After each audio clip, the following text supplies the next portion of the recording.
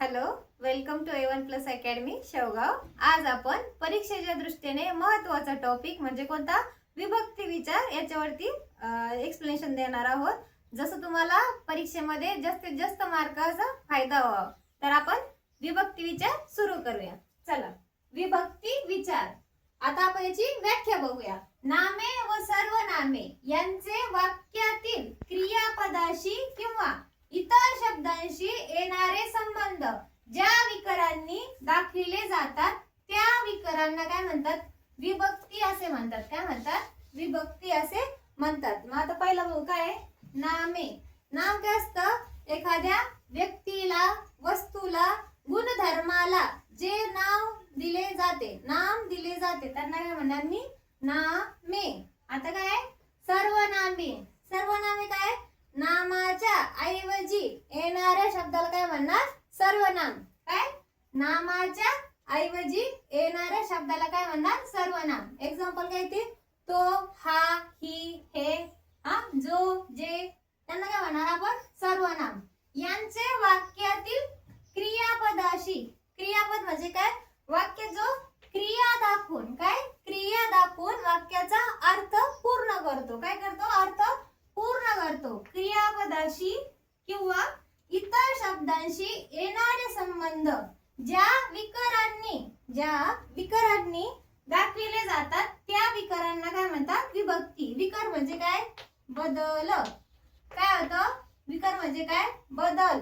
मूळ शब्द आपण जसेच्या तसे लिहू शकत नाही, त्यामुळे काय करावं लागतं, त्याच्यामध्ये आपल्याला बदल करावा लागतो। तर तेव्हा काय होती, विभक्ती होते। विभक्ती काय असतं, प्रत्यय लागलेला असतो।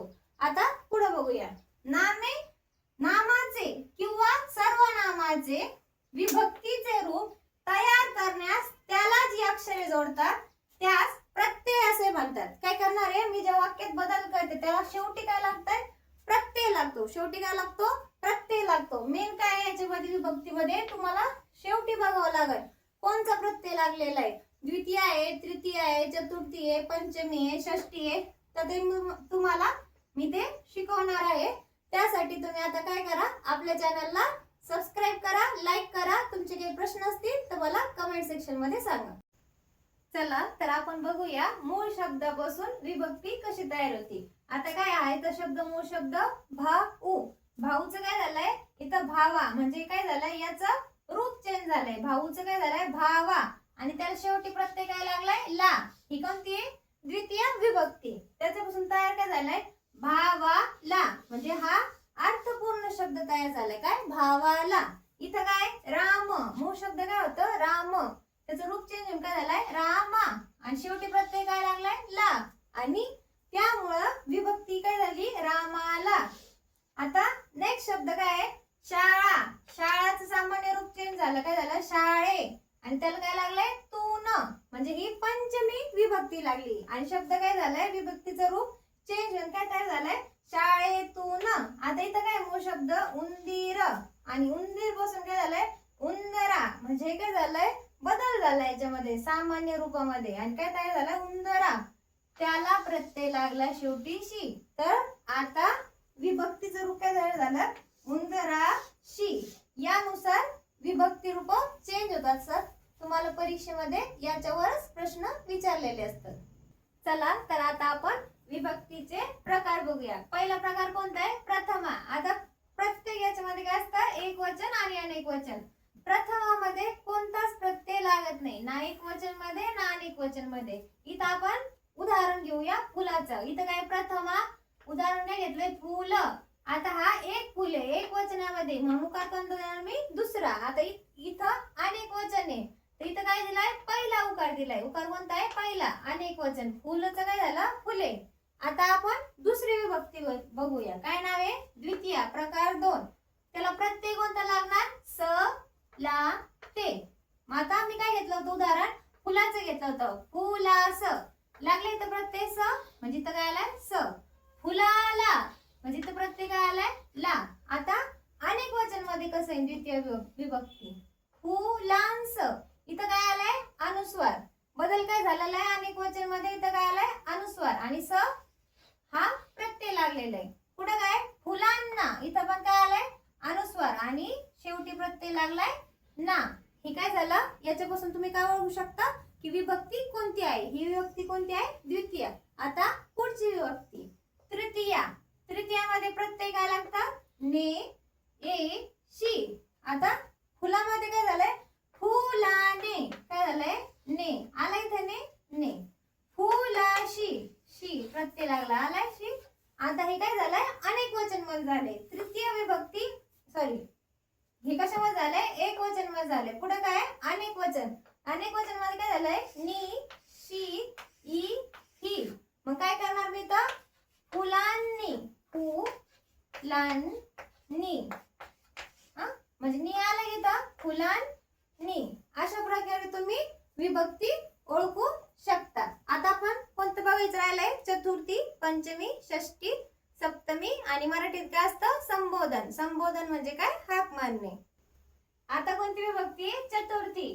चतुर्थीला प्रत्यय कोणते लागतात, स, ला, ते. आणि शब्दात काय बदल होतो, इथं काय लागलंय, स, फुला, स प्रत्यय काय लागलाय, स.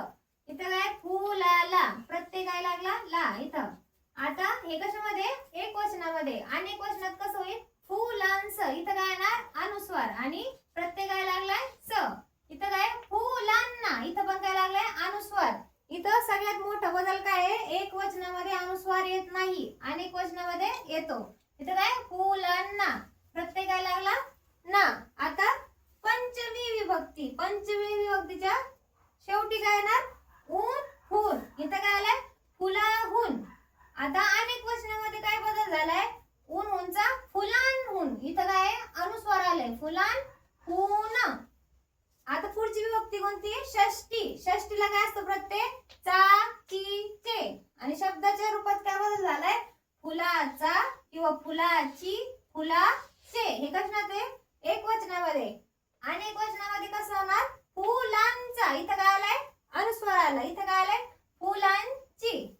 ही कोणती होती, षष्टी विभक्ती. आता बघूया सप्तमी विभक्ती. सप्तमी मध्ये काय, त, ई, आ. फुलाच्या शब्दाचं रूप काय बदललंय, फुलात.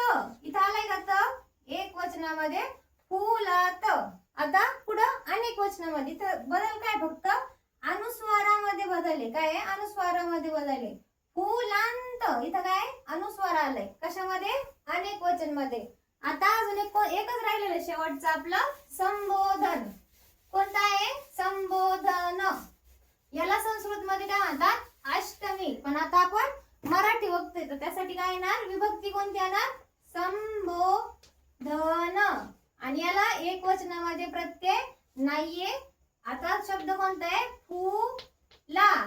याला अनेक वचनामध्ये प्रत्यय काय लागणार, फुलांनो, फुलांनो. अशा प्रकारे आपण विभक्ती विचार पूर्ण केलेला आहे. होप सो तुम्हाला आवडेल. असंच आमच्या व्हिडिओला लाईक करा, शेअर करा आणि सबस्क्राईब करा.